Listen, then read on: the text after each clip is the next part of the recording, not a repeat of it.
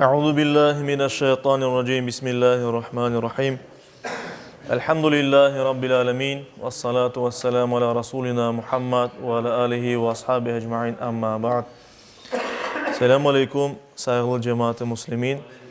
Yüce Rabbimiz bu mübarek cuma günü hepimiz için hayırlı olmasını nasip eylesin. Yapacak namazlarımızı, niyazlarımızı, ibadetlerimizi, dualarımızı en güzel şekilde kabul makbul etsin inşallah. Amin. Bugünkü en vaaz, en hutbemizin mevzusu nefs. İnsanın nefsi, iyilik ve yamanlık kureşkeni yer. En evvela iyilik ve yamanlık anlamları kaydan geldiğini kısa olarak dokunup devam etmek isteyeyim. Hepimiz bilemiz ki insanlar için umumi olan değerler var. Yani bütün insaniyet için, bütün insanlar için mühim olan, değerli olan, kıymetli olan şeyler var elbet. Ve ona göre ortaktır bu. Birçoksu ortaktır bütün insanlar için. Nasıl şeyler yaxşı biz sayamız ve nasıl şeylerini biz yaramaz sayamız. Bunda çok elbette fikir mümkün göstermeye ne için böyle ortaklık var insanlarda. Ama biz Müslümanlar olarak inanamız ki bu dinden gelgenini ve peygamberler Allah'tan bu değerlerini bize getirgenini. Biz Müslümanlar olarak inanamız ki birinci insan Adem Aleyhisselam idi ve o balları ve torunları için bir peygamber olarak saylandı Allah-u Teala tarafından ve peygamberler silsilesi, peygamberler zinciri devam etti. Her bir halk için, her bir nesil için, belli bir vakit için peygamber gelip duraydı ve insanlara doğru yolunu öğretiydi. Sonki peygamber, bizim peygamberimiz Muhammed Mustafa sallallahu aleyhi ve sellem gece.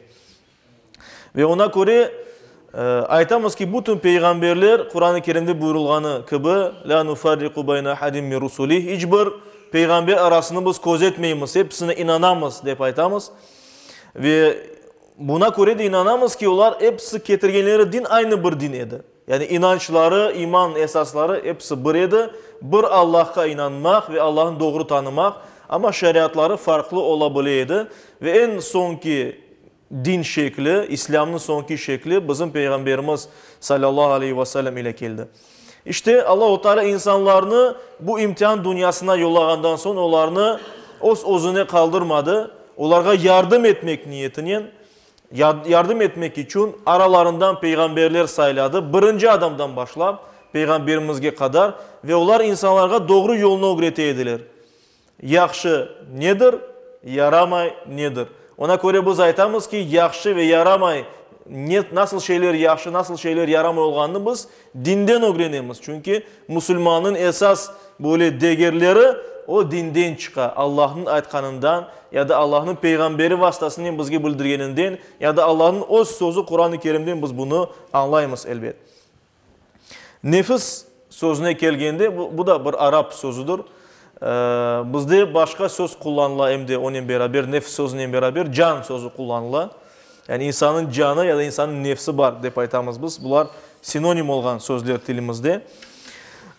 Nefisinin ne olganı hakkında ya da canının ne olganı hakkında alimlerimiz ayetler ve hadisler ışığında bizge anlatkanlar. Dediler ki her bir insanın ruhu var ve insanın ruhunun işte iki kısmı var böyle aytacak olsak. Birincisi bu ebedi olgan, her vakit olacak daha doğrusu. Allah-u Teala tarafından yaratılıp kalu beladan yaratılgandan son var olgan ruhlar, insanlar bu dünyaya gelgende bu ruhlar insanlara üfleni. İşte tahminen 4 aydan sonra balağa ana karnında, kursağında hadiske göre ruh üfleni. İşte ruhlar bu hayatta devam etti. Daha sonra da insanlar vefat etkenden son tirilecek bu ruhlarla beraber ve o ruhlarla beraber de kendine cennetke varacaklar. Demek ki insanın ebedi olgan, sonsuz olgan ruhu var. Böyle. Ve bundan gayrı da başka bir ruhla alakalı bir varlık var. Ruhun kısmına kırgen. İkincisi bu da buna bazı vaktları hayvani ruh aytalar. Ve bu hayvani ruh yani hayvanlarda olganı gibi bir şey. Hayvanlarda böyle insanlarda olganı gibi Allah-u Teala tarafından böyle ruhları yok. Ebedi olacak, devam edecek cennette ya da cehennemde. Ama onların canları, nefsleri var. İşte bu hayvani ruh dep aytalar. İnsanda o da vardır. Ve insanın içinde her vakit kureş keti bu iki ruhun kısmı, iki ruh arasında. Birisi hatırlay Allah'a bergen sözünü. Allah-u Teala soragan edi. Men sizin Rabbiniz degilim mi? Bütün ruhlar şu cümleden hepimizin ruhu dep aytkan edi ki ebed bizim Rabbimizsin dep aytkan ediler. İşte ona göre bu ruhumuz ebedi olan ruhumuz. Bunu hatırlay ve her vakit insana doğru şeyler yapılmak gerek olganına ona çeke, buna çeke. Ve burada insanın hayvani degenimiz bir ruhu var. Yani can, yani nefis dep aytamız ona. Bu dünya için verildi o bizge. İnsan yaşap olsun dep bu imtihan dünyasında. Buna da bazıları ego dep aytalar. Yani insanın menligi deyler. Ya da bazıları deyler ki insanın içindeki olan instinktler deyler buna. Bunlar hepsi Allah-u Teala tarafından bizge verilgen şeyler ki biz bu dünyada yaşap olayıq. Mesela bir insan o neslini devam ettirmek için bir kadınla olmağa, beraber olmağa böyle bir ihtiyaç, aveslik hisseti. Ya da insan hayatını devam ettirmek için, canını kurtarmak için aç kalganda aşamağa avesligini, isteğini duya. Ya da insan boğulurganda rahatlanmağa ya da yuklamağa ihtiyacını duya. Bunlar hepsi canımızdan, yani nefisimizden gelgen isteklerdir. Ve insan aslında bunların hepsini yerine getirmesi mümkün. Elal şekilde Allah-u Teala tarafından buyurulganı gibi. Ama eğer insan o nefsine, o canına eğer uysa, hiçbir şeye bakmadan haram ya da helal deyip buna ayır etmeden o isteklerini yerine getirecek olsa, instinktlerini yerine getirecek olsa o vakit elbette ki günah kazanması kaçınılmazdır ve nefsinin kulu olması kaçınılmazdır elbette. Aslında insanın içinde olan canımız yani nefs böyle pek yaramay bir şey değildir. Sadece o haram ve helal olganını gözetmeden bizden bir şeyini istey. Ve bizim irademizge kala helal taraftan mı onun isteğini yerine getireyik yoksa haram tarafından isteğini yerine getireyik. Mesela insan büyük olgandan sonra pişkinlik yaşına çağına erişkenden son karşı cinsinin beraber olmağa ihtiyaç duyar. Ve insan barıp zina yapması mümkün. O ihtiyacını yerine getirmesi mümkün. Başka taraftan evlenmesi mümkün ve o ihtiyacını helal yoluyla yerine getirmesi de mümkündür. İşte Allah-u Teala yarattı bizni bu şu şekilde. Bu hayatımızda var ekenimiz yaşap olmak için hayvanlarda olganı gibi bizge de can verildi, nefs verildi ve bu bir faktır. Ve biz o faktla yaşayımız ve dinimizin emri bu nefisimizge sahip çıkmak. Yani irademizde Allah-u Teala tarafından verilgen iradeni kullanıp nefisimizni ancak helal taraftan tatmin etmektir.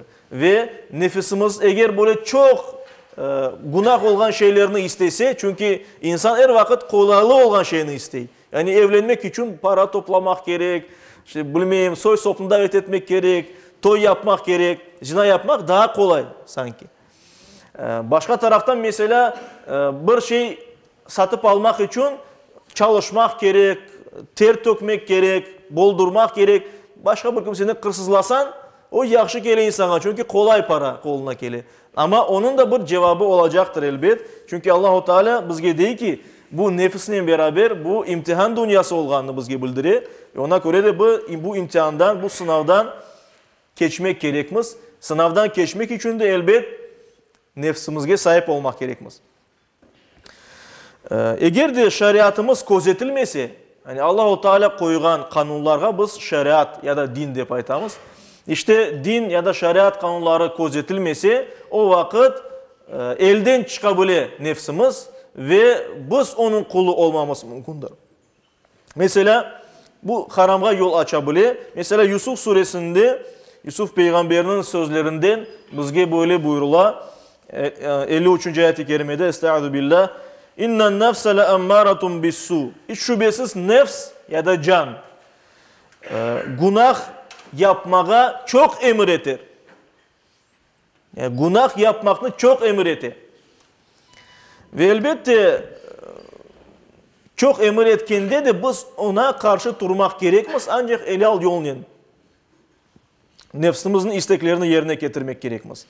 Ve her bir Müslüman bu ayet esnasında, imtihan dünyası esnasında eğer Allah-u Teala tarafından sınalganını, imtihanını kazanmaya istese, geçmeye istese, manevi taraftan kun-kunden yükselmek gerek.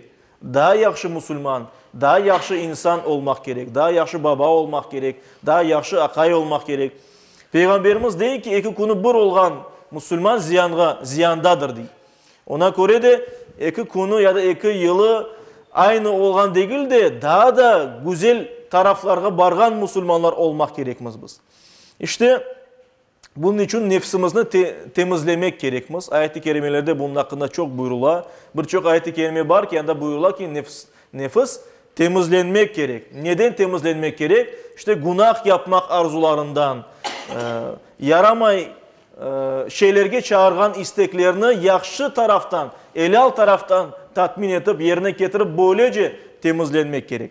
Ve alıştırmak gerek insan öz nefsini öyle şey ki harama hiç bakmasın. Yani ona tırışmak gerek hiç olmadım. Öyle olmasa aksine eğer insan nefsi her bir aytkanını yapacak olsa haram ya da helal koz etmesi aksine bir inkişaf değil de ileri gitmek değil de regres olacak. Yani insan Müslüman daha da yaramay Müslüman alına gelecek. Daha da nefishor olacak vesaire. Bunun hakkında Kur'an-ı Kerim'de buyurula Tin suresi var Kur'an-ı Kerim'de. Tin suresinde 4. ve 6. ayet-i kerimelerde böyle buyurula. Estaizu billah.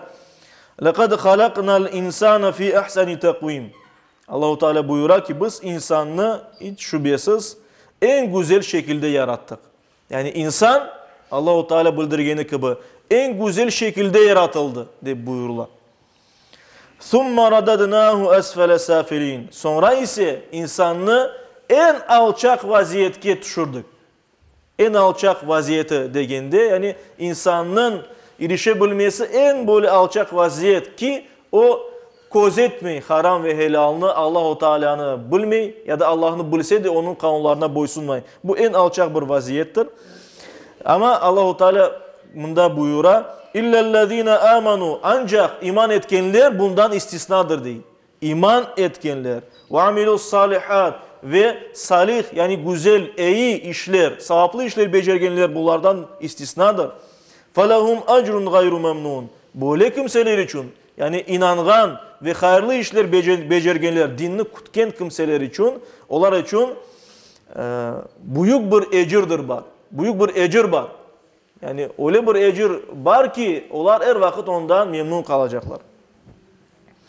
İşte nefs terbiye görmese, terbiye görmeyi böylece büyüse ve insana her bir şeyini emir etse, bu insanın sahibi ola ve insan bu nefsinin kulu olganını biz ifade ettik. Böyle kimseler hakkında Allah-u Teala Kur'an-ı Kerim'de buyura. Mesela Furkan suresinde 43. ayet-i kerimede böyle buyurula. Estağfirullah. Ara'ayte man ittahaza ilahahu hava. Arzu ve isteklerini ilah alına getirgen kimseni görmedin mi? Yani günahkar kimseler, Müslümanlar ya da insanlar hakkında buyurula ki onlar o arzu ve isteklerini nefsinin onlara emir etkenlerini sanki ilah şekline getirirler.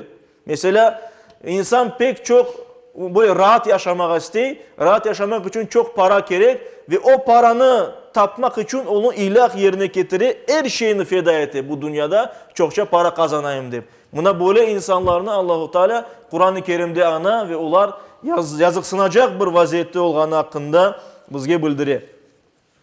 İşte böyle alga düşmemek için manevi inkişaf etmemiz için manevi taraftan yani daha yaxşı Müslüman olmak için tırışmak gerekmez, gayret etmek gerekmez. Bunun için nefsimizle kuruşmak gerek. Eğer olar nefsimiz bizni yarama şeyge çağırsa.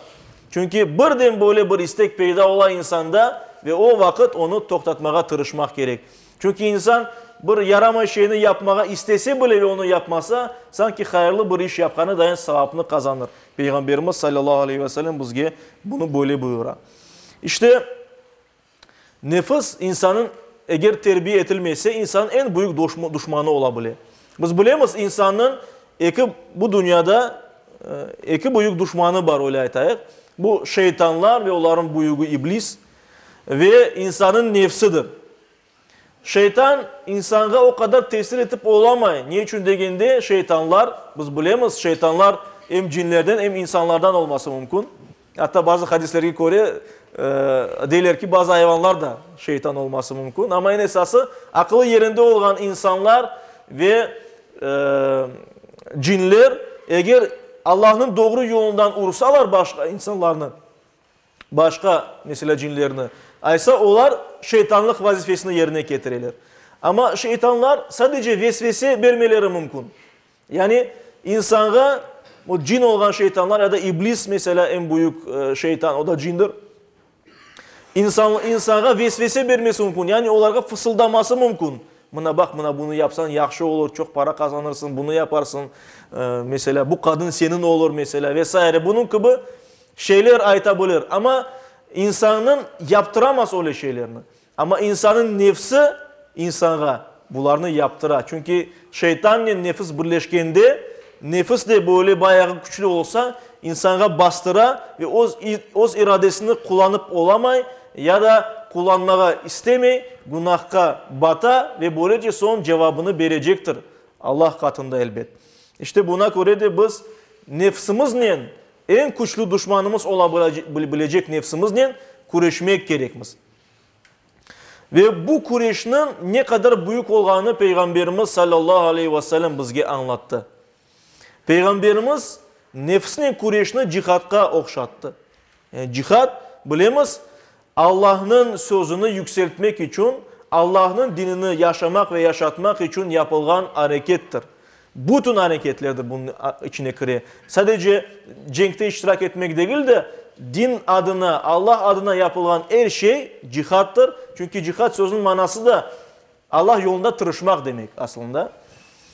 Ve işte nefsine kuruşmak, nefsimizi yenmek ve güzel Müslüman olmak da bu da bir cihattır. Ve Peygamberimiz sallallahu aleyhi ve sellem bunu o hadislerine buyurdu. Mesela sahih bir hadiste buyurular birçok hadis kitaplarında. Çünkü yüz binlerce insan o günde Peygamberimiz bunu aytkan edi. Veda haccı vaktinde Peygamberimiz sonki kere hacılıkka barganda anda veda hutbesini bergen edi. Yüz binlerce insana Müslümana seslengen edi. Çok dülber, güzel şeyler aytkan edi ve şu cümleden bu sözlerini ayttı. El mucahidu men cahada nefsehu.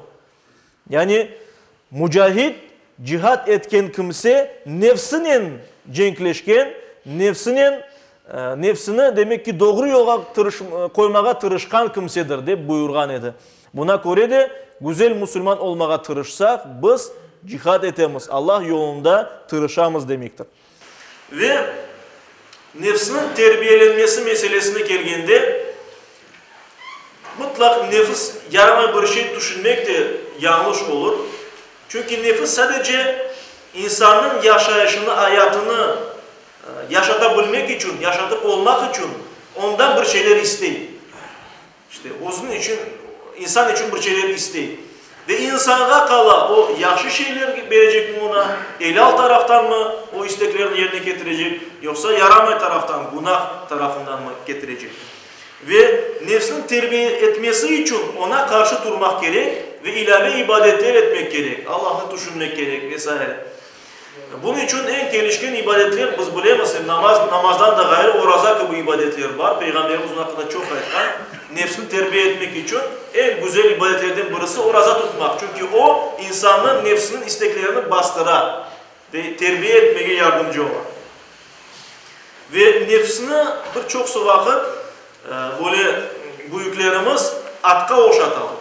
Mesela nasıl ki bir insanda bir at olsa, güzel bir at olsa, eğer o at ehlileştirilgen olsa, yani öğretilgen olsa, ona egerlenmesi, üstüne çıkalması öğretilgen olsa ve insana kulak asacak olsa bu at, insan üstüne biner ve tez atını çaptırıp istegen yerine tez varar. Ama eğer at ehlileştirmegen olsa, eğer at öğretilmegen olsa eğerge insan onun üstüne minilmesini böyle keyik at olsa insan üstüne milgende yerine varmak değil de at onu o yerinde düşürür üstünde. Ve o varacak yerine değil de aslında yaralanması ya da ölmesi mümkündür. İşte ona göre de biz aytamız, eğer nefsimizni biz terbiye etmeye tırışsak, manevi derecemizni yükseltsek, biz Allah'ın doğru yoluna, yani Müslüman olup Peygamberimiz göstergen yoluna daha tez erişirmiz, Allah'ın razılığına daha tez erişirmiz.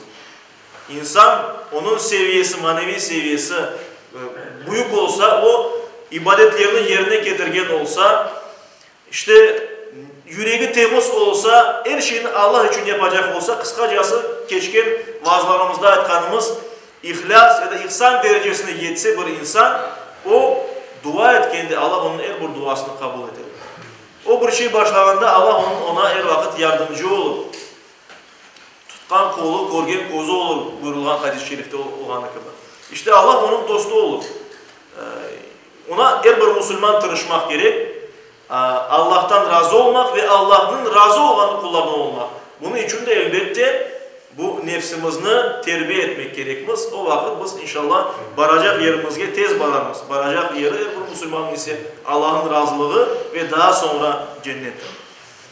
İşte bir insan nefsine sahip çıkmasa ise şeytan ona kolay vesvese verir ve yolundan şaşırır.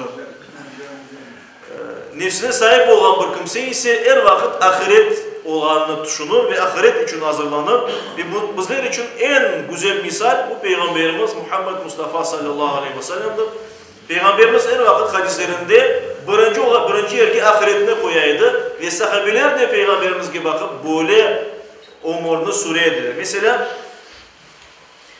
İbn Mace'de geçen bir hadis-i şerifte İbn Mesud, Allah ondan babasından razı olsun, buyurdu ki bir gün Peygamberimiz sallallahu aleyhi ve sellem hasır üstünde yuklap kalgan idi. Hasır bilesiniz ottan ya da kamıştan örülgen böyle bir halı şekli, kilim şekli. Kilim ama yünden değil ottan yapılır ona ya da kasırdan yapılır o. Kabaca olan. Rusça tsinovka denir ona. İşte hasır üstünde yuklap kalgan idi ve Peygamberimiz uyanganda hurmadan yapılgan bu hasırın yaprakları ya da içindeki bu örnekleri Peygamberimizin yüzünde, bedeninde izler kaldırgan idi. Yani böyle sert bir yatakta yatkan idi.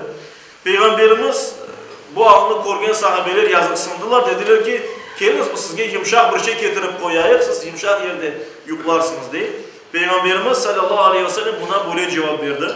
Benim dünyanın ne işim var diye. Yani ona fark etmeyin nasıl yerde yumuşak ya da katı yerde yuklaganda.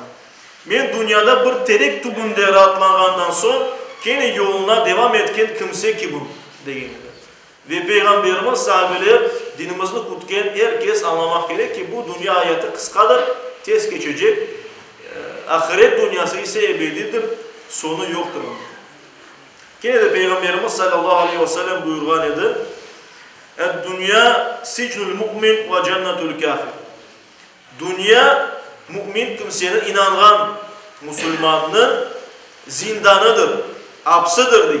Yani çünkü o özünü böyle konfor şeylerini öyle yapmay. Her şey özü için saklap kalmay. Ahiret için kaldırar.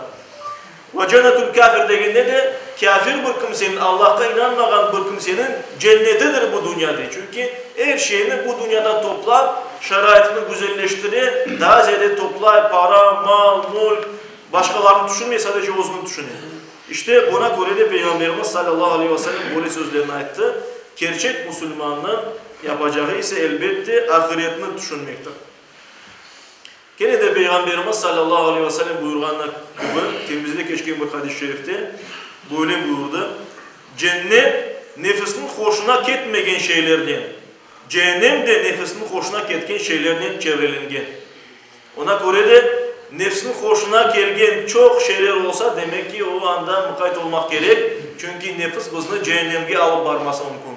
Eğer de bizge ağır bir şeyler gelse, bizge demek ki Allah nimet bergeni için değil de biz özümüzni sınırlaganımız üçündür böyle. İsrafka ketmegenimiz üçündür. Ve böyle yolda biz eğer olsa, mesela özümüzge değil de başkalarga da bir şey vermege özümüzü alıştırsa, mesela fukara olan komşularımızga ya da fukara olan adamlarga, musulmanlarga, musulman olmayan kimselerge ya da camilerimizge yardım etsek, sadaka taşlasak, işte bu soğuk kış havalarında adamlar sıcak suyun abdest alsın deyip ona yardımcı olsak mesela, sevap kazansak ahiretimiz için olur ve bu inşallah böyle zorluklarga eğer biz dayansak, özümüzden bir gayret bir şey yapsak inşallah cennetin yolu bizler için açılır.